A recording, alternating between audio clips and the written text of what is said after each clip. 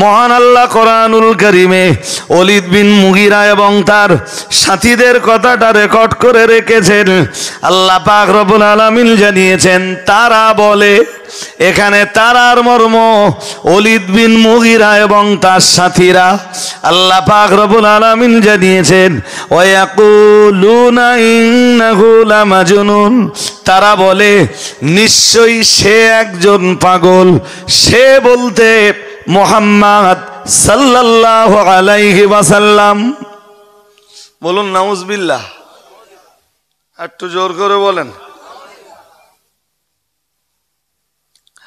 Walid বিন মুগীরার এই কথাটার এগেনস্টে আল্লাহ সূরা কালামে অনেকগুলি আয়াত নাযিল করলেন। ওলীদ বিন মুগীরার অনেকগুলি দোষ ত্রুটি তুলে ধরলেন।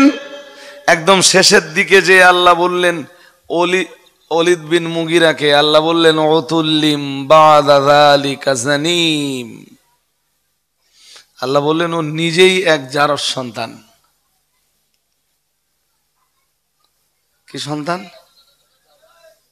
ও নিজে জারজ সন্তান না হলে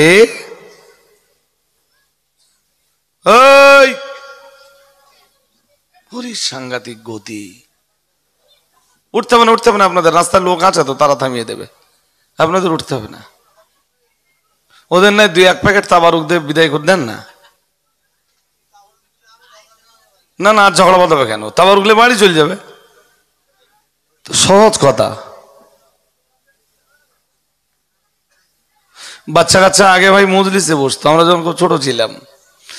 এলাকার যে কোনো জায়গায় জলসা জুলুস হলে সেই জলসা জুলুসে যে আমরা বসে পড়তাম। এই যে আয়াতটা পড়েছি না, এই আয়াতের মজা পাওয়ার জন্য একটুখানি সময় যাবে। আমি তো সবে গোছগাছ করছি এখন। ওলীদ বিন মুগীরা রসুলকে পাগল বলল, তার জবাব আল্লাহ দিয়ে বললেন সে নিজেই জারজ সন্তান। আল্লাহ আমাদের মাহফুজ করুন, বলুন আমিন, বলুন না আমিন। সাহেবে নবুওয়াত, ইমামুল মুত্তাকিন, সাইয়্যিদুল মুরসালিন, রাহমাতুল লিল আলামিন, শাফিউল মুযনিবিন, মুহাম্মাদুর রাসূলুল্লাহ সাল্লাল্লাহু আলাইহি ওয়াসাল্লামার শান মানে আঘাত হয় এরকম কোন কথা বলা, সবাই বলেন। তবে এক্ষুনি একটা কথা নিয়ে বিরাটভাবে বিতর্ক হচ্ছে। সেই কথাটা যদি কন্ডিশন পজিশন আসে আমি একটা সময় বলবানি আপনাদের ইনশাল্লাহ। এখন যেটা বলছি সেটা আগে বলে নেই। এই সেই ওলীদ বিন মুগীরা, যে ওলীদ বিন মুগীরা রাসূলুল্লাহকে বলেছিল জাদুকর। নাউজুবিল্লাহ বলেন না, আরো আওয়াজ তুলে বলেন। আল্লাহ কোরআনুল কারীমে তারও জবাব দিয়েছেন। আল্লাহ বলেন যে আমার নবীরে জাদুকর বলল, সাউসলিহি সাকার, খুব তাড়াতাড়ি আমি তাকে সাকারে জায়গা করে দেব। আচ্ছা, এরা এর আশপাশতে নড়ে না কেন এটাও বুঝলুম না। পারিবারিক শিক্ষার না বিরাট অভাব। আমার কথা যেন আবার কষ্ট নেন না। পারিবারিক শিক্ষা এক মারাত্মক শিক্ষা ভাই। আপনি 1000 বাচ্চার ভিতরে যে বাচ্চার বাবা মা তাকে স্কুলে যাবার আগে পারিবারিক শিক্ষাটা দিয়ে রেখেছে, ও পৃথিবীর যে প্রান্তে যাবে আপনি ওরে দেখে চিনে নিতে পারবেন।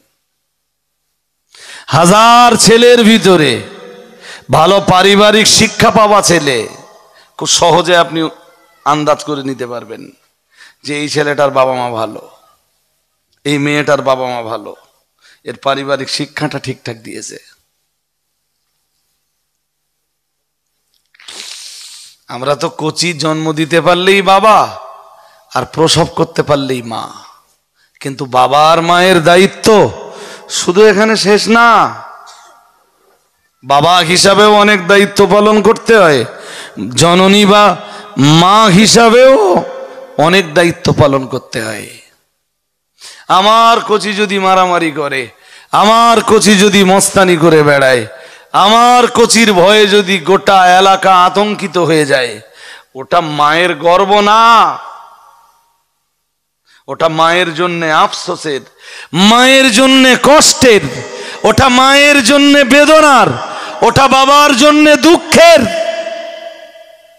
যে আমার কচি পিস্তল নিয়ে ঘুরে বেড়াচ্ছে। আমার ওয়াজের প্রসঙ্গ আজকে এটা না। আল্লাহ কোরআনের আয়াত নাযিল করে বললেন সাউসলিহি সাকার, ওলীদ বিন মুগিরাকে আমি সাকার নামীয় দোজখে জায়গা দিব। 7টা দোজখের একটা দোজখের নাম সাকার। বললেন ওলীদ বিন মুগিরাকে আমি ওই দোজখে জায়গা দিব আমার নবীরে জাদুকর বলার কারণে। প্রিয় নবী মুহাম্মদুর রাসূলুল্লাহ সাল্লাল্লাহু আলাইহি ওয়াসাল্লামের উপরে যখন সূরা নাহলের 90 নম্বর আয়াত নাযিল হলো, প্রিয় নবী মুহাম্মদুর রাসূলুল্লাহ সাল্লাল্লাহু আলাইহি ওয়াসাল্লাম এক বিন্দু বিসর্গ দেরি না করে এই আয়াতটা ওলীদ বিন মুগিরাকে যে শুনিয়ে দিলেন।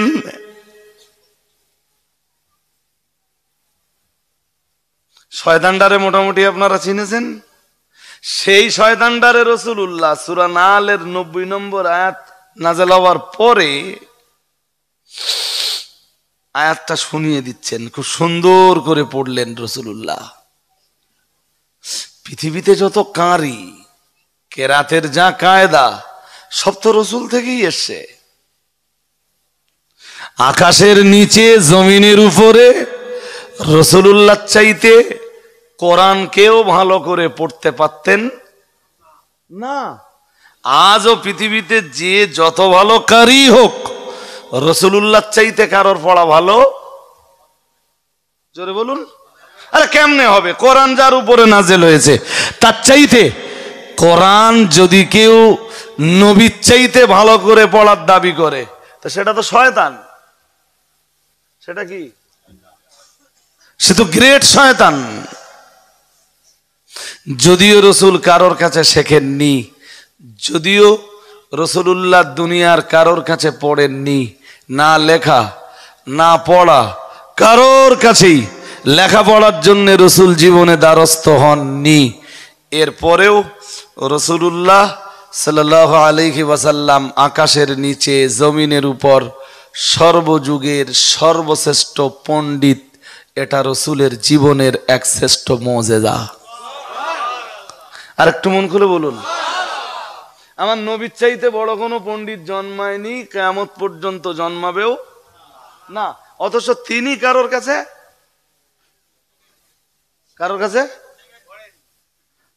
কোনো কিছু না পড়িয়ে না শিখিয়ে আল্লাহ তাকে শ্রেষ্ঠ পণ্ডিত বানিয়েছেন। আরে বাবা, কোনো একটা মজলিসে রাসূলুল্লাহ সাহাবায়ে কেরামদেরকে ডাক দিয়ে বললেন, ও সাহাবীরা, তোমরা আজকের মজলিসে যারা আছো, তোমাদের মনের ভিতরে কোনো প্রশ্ন যদি উদয় হয়ে থাকে আমাকে প্রশ্নটা করে ফেলতে পারো। মান আহাব্বা আইয়াসআলা ফালইয়াসআলিল আন। নবীজি বললেন, কেউ যদি তোমাদের ভিতরে কোনো প্রশ্ন করতে চায়, কারোর মন যদি চায় কোনো প্রশ্ন করতে আমাকে, ফালইয়াসআলিল আন, তার উচিত প্রশ্নটা নবীকে এক্ষুনি করে ফেলা। আমি মুহাম্মদুর রাসূলুল্লাহ সাল্লাল্লাহু আলাইহি ওয়াসাল্লাম তোমাদের কোশ্চেনের অ্যানসার দেওয়ার জন্য তৈরি। এনি কোশ্চেন, যে কোনো প্রশ্ন করতে পারো, যে কোনো বিষয়ের প্রশ্ন করতে পারো। সায়েন্স নিয়ে প্রশ্ন করবা, বিজ্ঞান বিজ্ঞান করতে পারো। হিস্ট্রি নিয়ে প্রশ্ন করবা, করতে পারো। অর্থনীতি নিয়ে প্রশ্ন করবা, করতে পারো। রাজনীতি নিয়ে প্রশ্ন করবা, করতে পারো। রাষ্ট্রনীতি নিয়ে প্রশ্ন করবা, করতে পারো। যা মন চায়। কোরআনের ব্যাপারে কোনো প্রশ্ন করবা, করতে পারো। হাদিস নিয়ে প্রশ্ন করবা, করতে পারো। মাথার উপরের মহাশূন্য নিয়ে কোশ্চেন করবা, করতে পারো। মহাকাশ নিয়ে প্রশ্ন করবা, করতে পারো। জমিনের তলে কি আছে এসব নিয়ে কোনো প্রশ্ন করবা, অর্থাৎ ভূতত্ত্ব নিয়ে কোনো প্রশ্ন করবা, করতে পারো। আলোক বিজ্ঞান নিয়ে কোনো প্রশ্ন করবা, করতে পারো। উদ্ভিদ জগৎ নিয়ে কোনো প্রশ্ন করবা, করতে পারো। প্রাণী বিজ্ঞান নিয়ে কোনো কোশ্চেন করবা, করতে পারো। যে কোনো কোশ্চেন মনে হয় আজ তোমরা আমি মুহাম্মাদুর রাসূলুল্লাহ সাল্লাল্লাহু আলাইহি ওয়াসাল্লাম আমাকে করে ফেলতে পারো, আমি তার জবাব দেওয়ার জন্য তৈরি আছি। আর একটু মন খুলে, ওই দিন রাসূল বলেছিলেন আল্লাহ পাক তার প্রিয় রাসূলের সিনায় সমস্ত রকমের ইলম দিয়ে, ইলমুল আউয়ালিন ওয়া ইলমুল আখিরিন, আল্লাহ সমস্ত প্রকার ইলম দিয়ে তার রাসূলের সিনাটাকে ভরপুর করে দিয়েছেন। করতে পারো, যে কোনো কোশ্চেন তোমরা করতে পারো তোমাদের নবীকে। ইলমের কোনো ঘাটতি আমাদের রাসূলের ছিল না, বাট তিনি কারোর কাছে পড়াশোনা করতে যাননি। লেখাও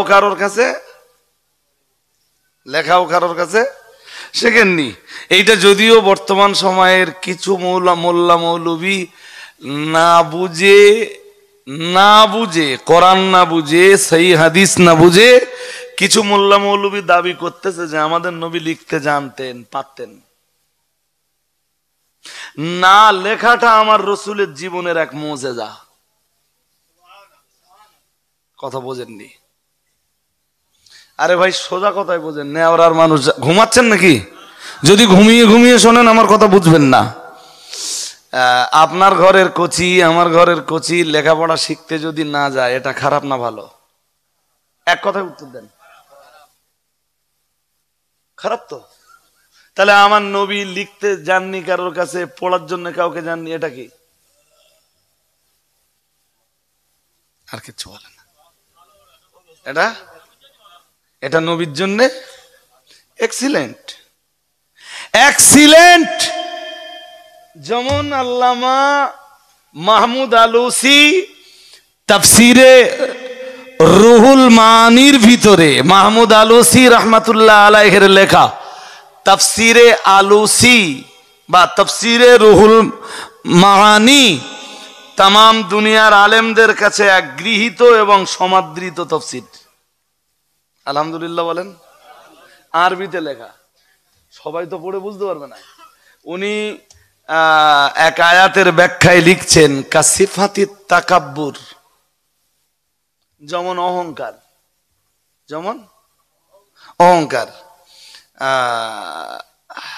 অহংকার আপনাদের জন্য ভালো না খারাপ?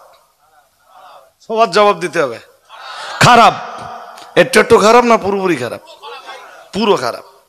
আমি যদি করি সবার জন্য, কোন পীর নবী যদি করেন তবুও খারাপ। নবী নিজেই বলেছেন আমি কিয়ামতের দিন অবেয়াদি লিবাবুল হামদ। নবীজি বলেছেন হাসরের ময়দানে আল্লাহ আমার হাতে হাসরের ময়দানের পতাকাটা তুলে দেবেন, ওয়ালা ফাখরা, এতে আমার কোনো অহংকার নেই। আর একটু মন খুলে বলুন, অহংকার কারোর জন্য ভালো নয়, একজনের জন্য ভালো। তিনি কে? জোর করে বলুন। অহংকার কারোর জন্য ভালো নয়, শুধু একজনের জন্য ভালো। তিনি কে? হাদিসে কুদসিতে আছে, আল্লাহ বলেন আল আযমাতু রিদাই, অহংকার আমার চাদর। অহংকার আমার। আরে বাবা, আমরা অহংকার করতে পারি না কেন? আপনি কি নিয়ে অহংকার করবেন? টাকা তো আজকে আছে কালকে থাকবে না, আজকে আছে কালকে ছিল না। আজকে যে টাকাটা আপনার সেটা কালকে কারো ছিল, পরশুদিন আর একজনের হবে। সুতরাং অহংকার মানায় না। অহংকার কিসের? চেয়ার। নরেন্দ্র মোদী আজকে যে চেয়ারটায়, এই চেয়ারটা 10 বছর 12 বছর আগে কারোর না কারোর ছিল, রাইট? আরে হ্যাঁ না বল না। আমি এত রাজনৈতিক খবর রাখি না ভাই, আমি রাজনৈতিক জগতের লোক না। মমতা ব্যানার্জি আজ যে চেয়ারটায় বসে আছেন 2011 সালের আগে এই চেয়ারটা মমতা ব্যানার্জির ছিল না।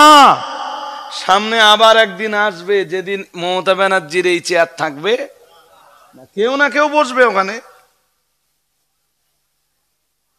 তাহলে চেয়ারের অহংকারও